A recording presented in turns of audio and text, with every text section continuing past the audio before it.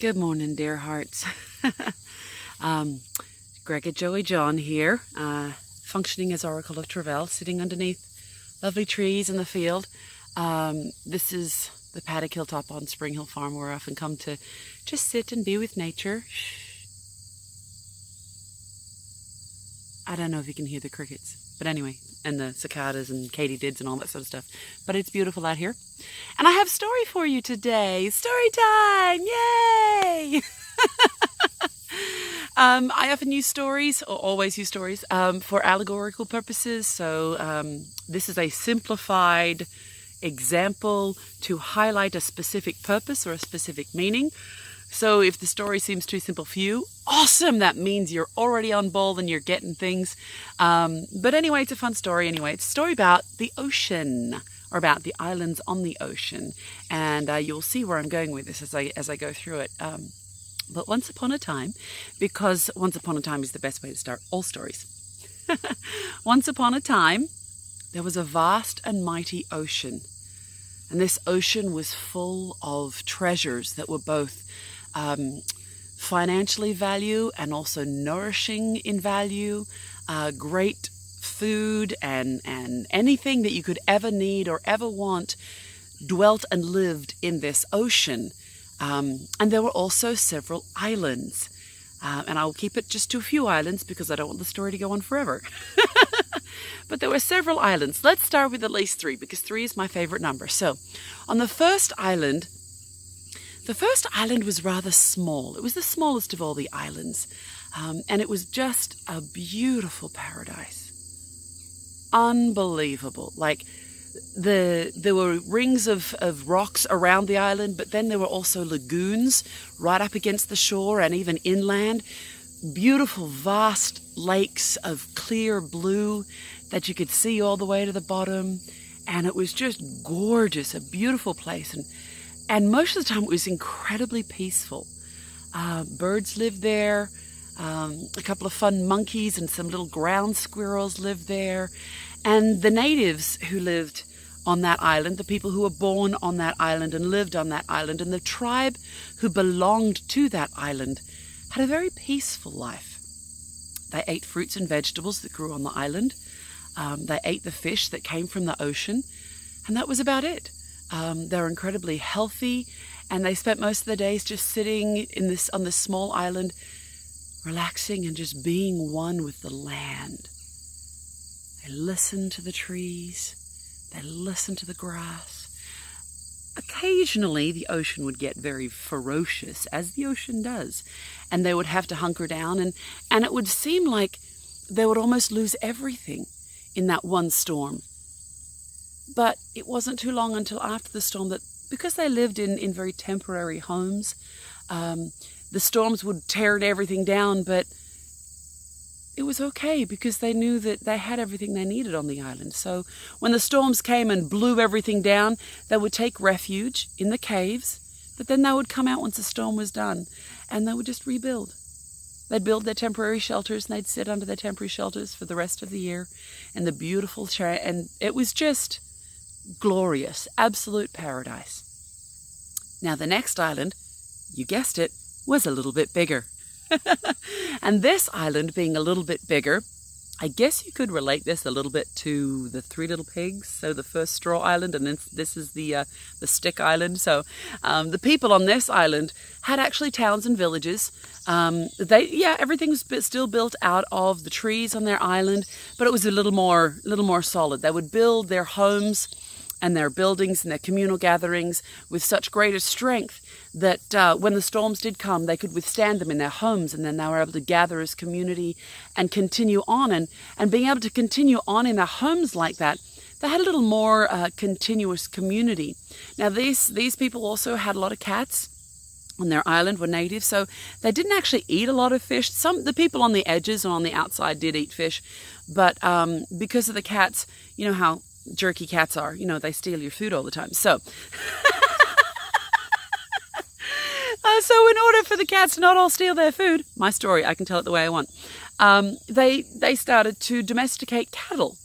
And so they started to kill cattle and eat that meat, both all the white meat from the pigs and the chickens and the red meat from the bulls and the cows, and so they were pretty progressive as a society, and they did really, really well. But the main reason that they had to continue sustainability is because they didn't have as many natural resources on their island. There were a few more people, so they had to create more ingenious ways to keep sustainability. And so life was a little bit harder for them. And it was also a little bit harder because, well, there were pigs on their island, which meant there were boars. There were cattle on their island, which meant there were bulls. And with all kind of domestic creatures and the cats, there was also some big cats on the island. So with the boars and the big cats, the wild cats, you know what I'm talking about, and even some of the wilder bulls, the bigger creatures, these people needed to put up fences. And they had dogs, so they domesticated the dogs, and some of the dogs were homebred and they were just there for fun and cuddles. Others were trained to keep protection, and they kept the guarded walls around the towns, each of the little towns. And then there were also some wolves. So the townspeople had to protect themselves against the natural elements. They had to protect themselves against the big cats, the wolves, wild cattle, wild buffalo, or whatever you want to call them. And so they had maintained sustainability, but they had certain rules and certain laws and boundaries in order to keep them safe and to maintain their sustainability.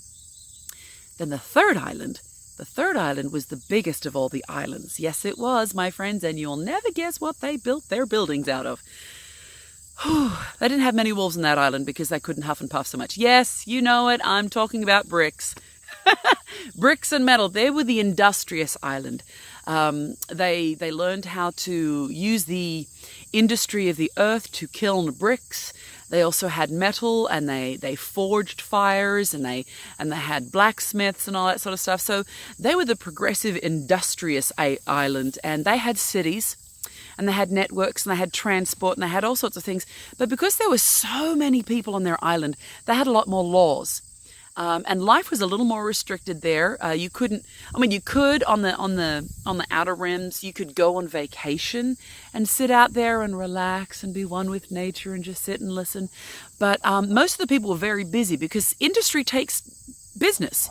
And they had very tight schedules, and everyone had to go to work, and everyone had to work these certain hours, and everyone was tired. They took vacations when they could, but they were so busy keeping the industry of the island and keeping advancing and protecting from the elements, from the storms that came. Because, when they built up their industry, then things became incredibly valuable, and they placed great value on their industry. So they had to protect their industry from nature.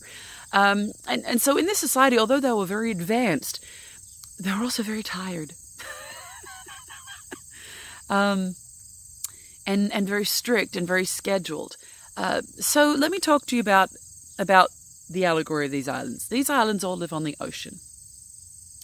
And the way they approached the ocean was very different. The way they approached life was very different in accordance to where they lived. But the ocean itself was still the same ocean. The ocean continued. It continued to bring them sustenance. It continued to bring them testing, to test their patience and test their abilities and their strengths. And how they responded to that testing was different on each island. But it was still fine for each of those people. For the people on the little island, they were okay with having everything torn down and just starting again because they weren't so attached to everything.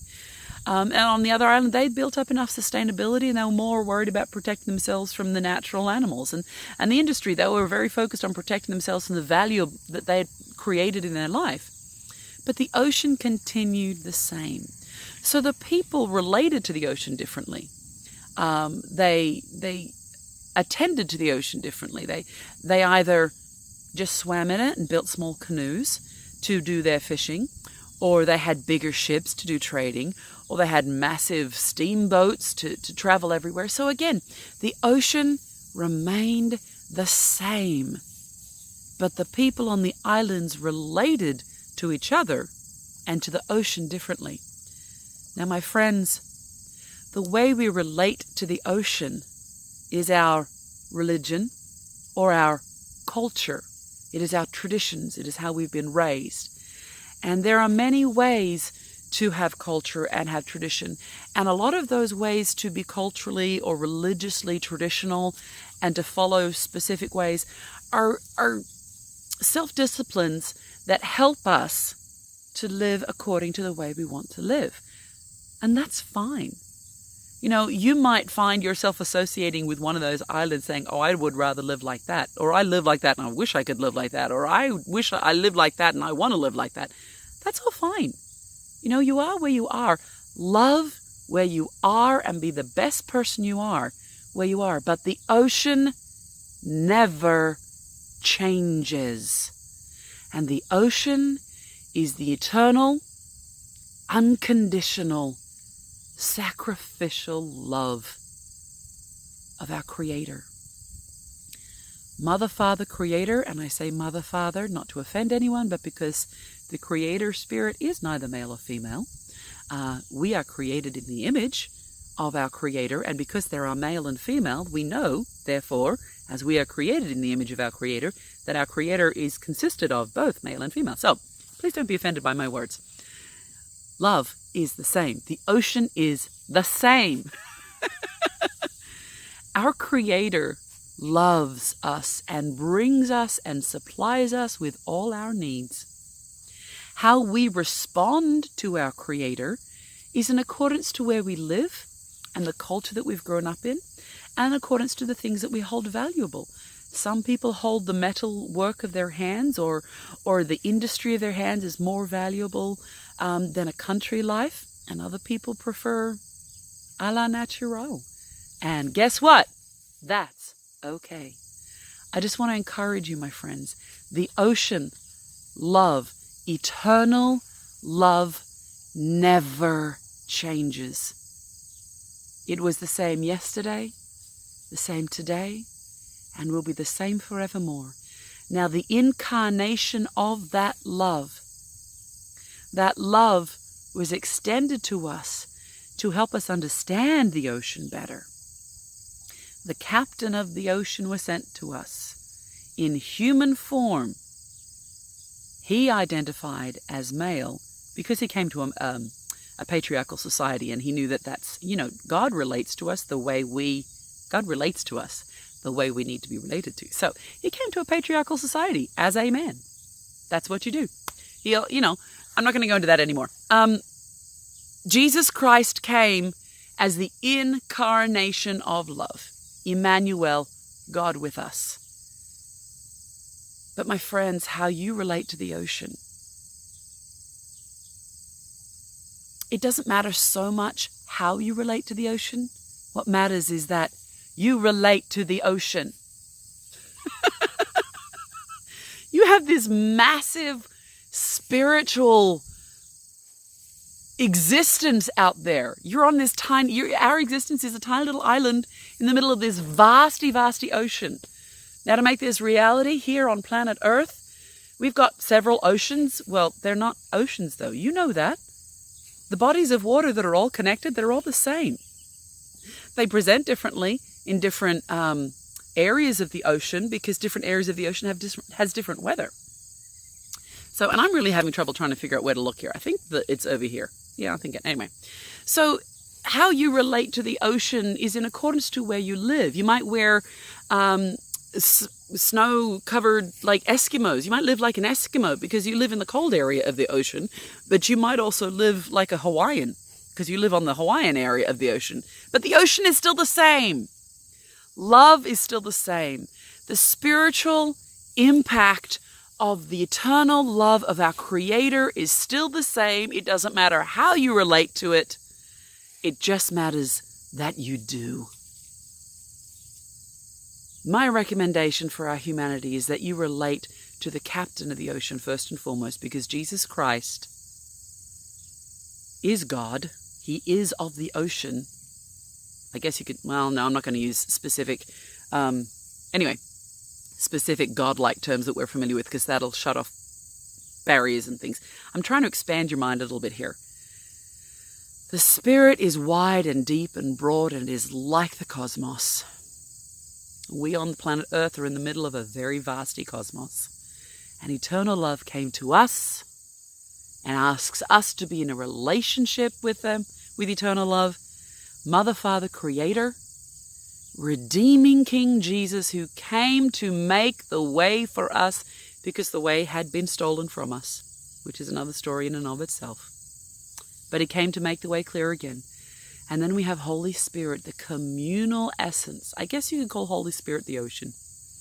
Mother, Father, Creator is the cosmos. Holy Spirit is the ocean. It's how we relate, the community, how we relate to everyone. Dear friends, at the end of the day, can we please stop arguing about what is the best way to live our life? You live your life the way you need to live it according to where you are. But remember, the ocean never changes. And we all need to relate to the ocean. And we all need to share the treasures of the ocean with each other. I love you. It's a faulty imagery. I know it's not perfect. Sure, you can find loopholes. But in the end, all I care is that you start relating. Find those loopholes. Go out and find the loopholes in my story. Relate to the ocean. Find the love. Find the love. It's looking to call you. Find the love. I love you.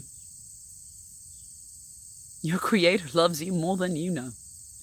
Go be you, do you, in accordance to where you are. Fonzie has love to share, don't you, darling? You have love to share today. Yes, oh, yes, Fonzie has love to share today. My horses in the background are running around. I got Kitten here. Yeah, so love you. Bye-bye. Happy story time.